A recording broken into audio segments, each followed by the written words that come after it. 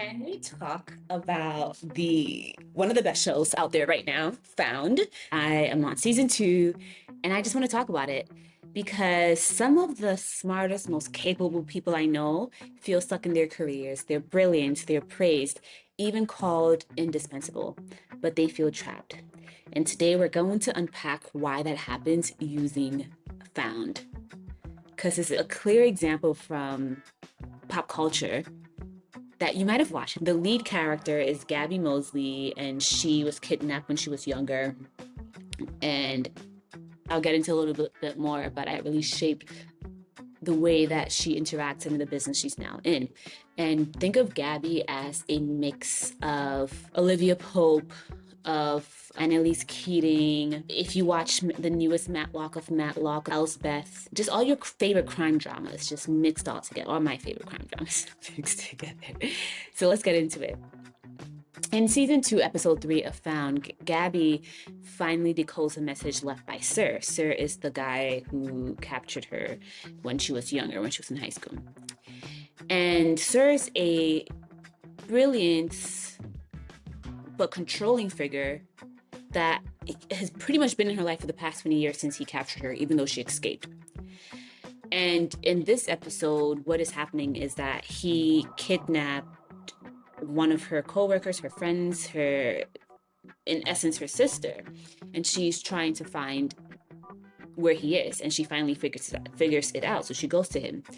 And when she reaches him, he says, "I knew no one else could understand this but you, my brilliant Gabrielle." And what she decoded was he bought a number of books, and she was able to realize from the books where he was keeping the person he'd kidnapped. So on the surface, she's praised, but her brilliance isn't just hers. It's a combination of hers and his. And that's exactly how some workplaces operate, especially toxic workplaces. I really want to talk about. Because they met because Sir was her professor in high school. He was her English lit professor. And when he captured her, he pretty much groomed her. Because Sir didn't just recognize her talent, her brilliance, he also engineered it. Because Gabi's ability to decode his messages, survive his chaos, and execute or do what he thought she would do, yes, it's part of her brilliance, but it's also context bound. And I also think that's something we need to think through because she is brilliant on her own. He captures her. She was held captive for a little bit over a year. And in that time, he is forcing her to read certain books. He writes scripts for her that she needs to read back to him. So when they're having dinner, he's talking and she's pretty much reading the responses to him because he wants her to in a certain way. He wants her to respond in a certain way. So Gabi was already brilliant to begin with. That's why he was even attracted to her. But then he also spends that time grooming her in his way. And I think that is such a big thing because I think that when you are in certain cultures and work environments, yes, you're brilliant on your own, but the culture also teaches you to speak in very certain ways and to act and to be strategic in very certain ways. So it feels really difficult to move away from that environment because if you move away from that environment, then the brilliance that you've been so often praised for in connection with that specific context of your job goes away. And that's really, really scary to say, hey, if I was to leave here, will I still be brilliant? And the answer is yes. But psychologically, there's this like random loop in your head that's like, oh my gosh, no, like me staying here is going to get me further because I cannot do this by myself. And the thing is that you can. And when I was watching this show, it just kept reminding me of that because in one of my jobs, when my boss was leaving, he was just like, do not mistake the people who are excelling in this space as people who are genuinely smart.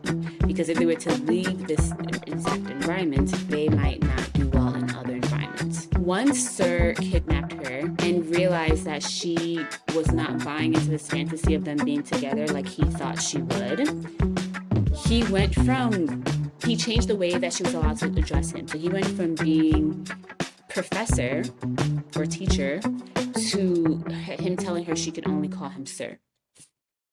And I want to point this out from a more cultural perspective, but it still matters to your work culture, because professor or teacher suggests conversation, nuance, some institutional checks.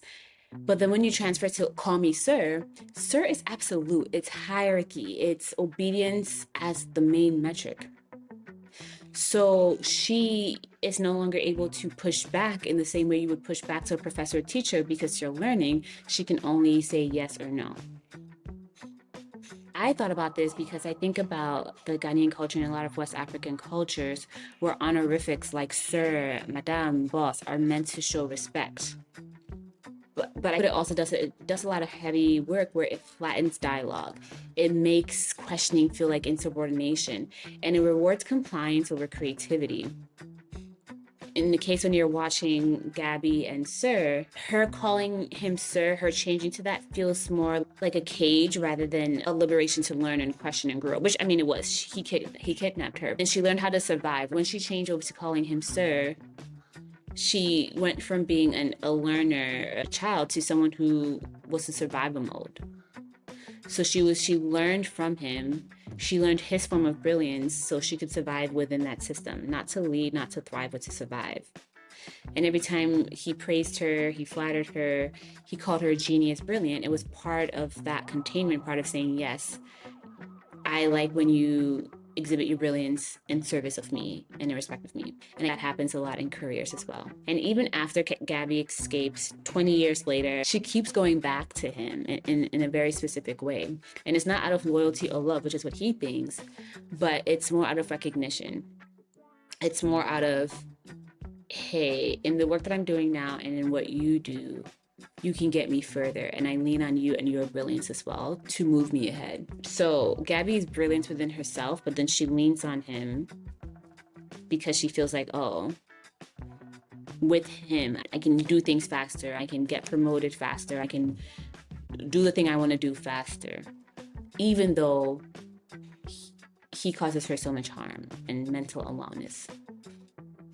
My thought process in even recording this was being praised and indispensable doesn't automatically mean freedom. It doesn't automatically mean that you're going to get the monetary or titles that you want. Some workplaces, some bosses, some systems groom brilliance for their own benefit. And chaos becomes familiar, praise becomes validation, containment masquerades as opportunity. And in fact, real brilliance travels. Real brilliance isn't like context bound. If your value only exists inside one system, you're optimized for containment, not growth.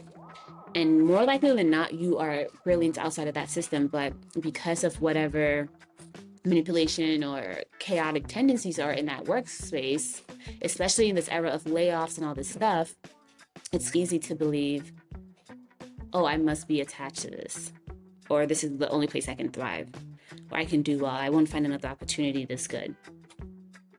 It's worth asking, am I surviving or thriving here? And am I sticking around in this space even though I'm not doing well mentally here, because I believe it's my only option for career success? And I posit that your brilliance can go anywhere, not just where it's convenient for someone else. So if you want to actually build that freedom to move your skills, stack your capabilities, and create career optionality on your own terms, work with me. I'll put the link in the description. But also hit subscribe so you don't miss this daily framework, strategies, and real world advice that makes it possible. All right, I'll see you tomorrow.